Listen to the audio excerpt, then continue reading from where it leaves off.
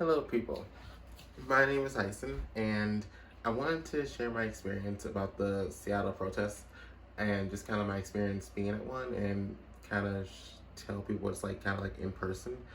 But before, I guess I should introduce myself a little more. So, like I said, my name is Tyson, and I'm 25, live in Seattle-ish area, like me, like 35-ish, in the south of Seattle.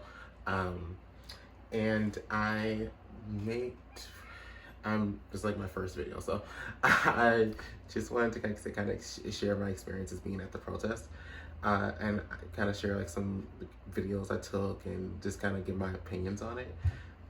So yeah, so first off, there was this zone in Seattle called the CHOP Zone, which stands for Capitol Hill Occupied Protest, and it was like right near like Cal Anderson Park area, and I went there actually last like 2-ish weeks ago, I want to say. And when I went there, it was really interesting to see like just how it was set up, because it was literally just like this block of like this block just like blocked off, I guess you could say. And it was right where like the Seattle police, I think it's the East Precinct is at. And it was like just like blocks there and like cardboard like little pillars and like fences, and just like the whole park was just completely taken over. And it was cool because like you kind of see like different little sections of it. So they had like an area where there's like couches and you could like talk about your experiences with like racism or whatever you want to kind of share in that circle. And it was kind of like a safe zone. So it was really cool to see people come together and acknowledge that there are race issues, and not and be able to talk about it, because it's always an uncomfortable topic, especially for me because I'm black. So I mean, people always try to talk about it around me, and I'm like, it's kind of like awkward because you like don't know what to, they feel like they don't know what to say, and like I don't know what to say. Um, but but yeah, so there was like this couch zone. Then there was like the actual park itself, and you could sit there. They had different like stations. Like people were getting their nails done over there.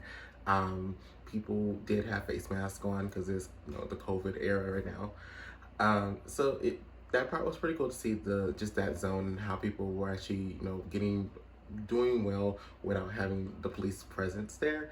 I mean, of course, there were some issues and there were some shootings and then now it's taken down. But mainly I want to talk about the actual protests that happened after they ended the CHOP zone. So some people who are, I guess, the leaders of CHOP, some people they knew started a protest on, I think it was Thursday night or Wednesday night of last week, which would be like July 1st, something like that. So something on the timeline, and it was interesting being at that too, because it was actually like an active protest. Like the CHOP zone is more like we're just kind of in this area and we're making the point, but we're not really like picketing signs or anything like that. It's just not sitting, but just a different type of protest in my opinion. And actually being part of a like live protest, people picketing signs, chanting. It was really cool to experience it. But I think that I think as far as the CHOP zone goes, I mean, I think it's a good concept, but it's just not practical.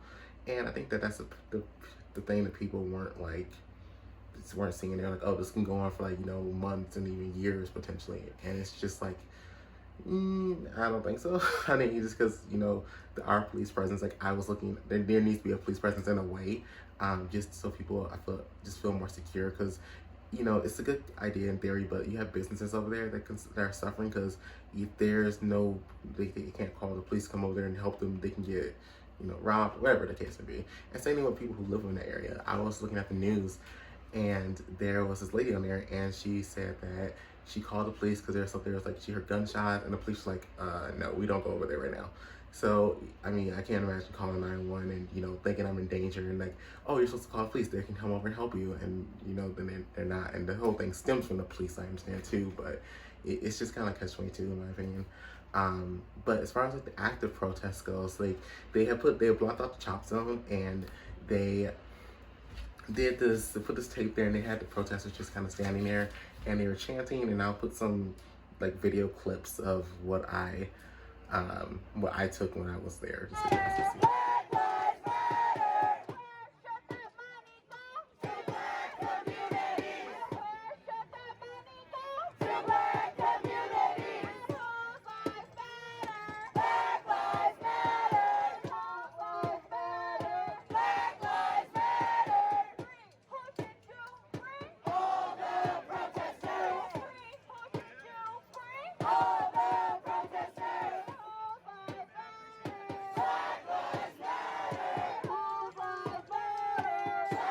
And I mean, I think that it still shows the point of why people are doing this, because it's like a month or so after the whole George Floyd incident.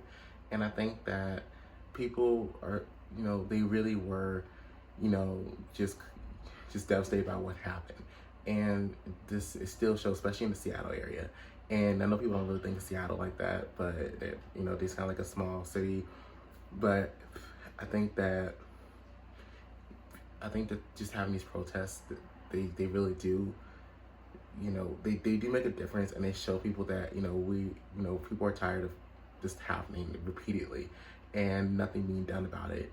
One of the reasons I personally think that this George Floyd one was such a big one is because people actually seen what happened. I mean, you hear about it all the time on the news, and you see pictures maybe of it, but to see a video of an officer, putting, literally, like, laying on a person, and then they're saying like, "Hey, I can't breathe," and you're seeing that it actually happening, it just hits differently than just reading about it or hearing about it. And that's why I think this protest lasted so long and was such a big one.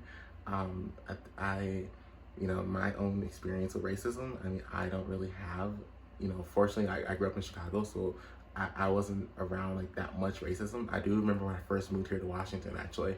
I went up to the city, North Bend, and I went there, and I was with my mom, and we were getting in the car, and this guy was like driving past, and he had some, I guess, some of his friends in the car, and they like yelled out the N-word at us, and I was like, oh, I've never had that happen to me before.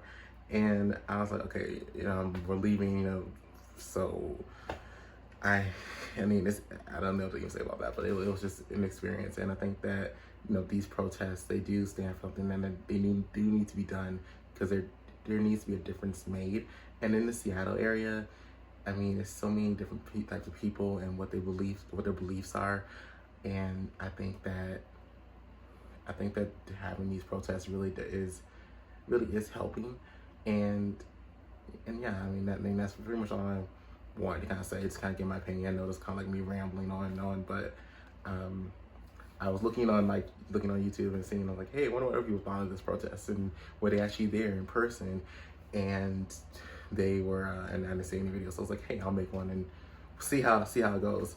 But yeah, I think it's kind of cool to get my thoughts on things and my perspective of living in Seattle, and actually being able to go downtown and see the protests and actually be a part of it.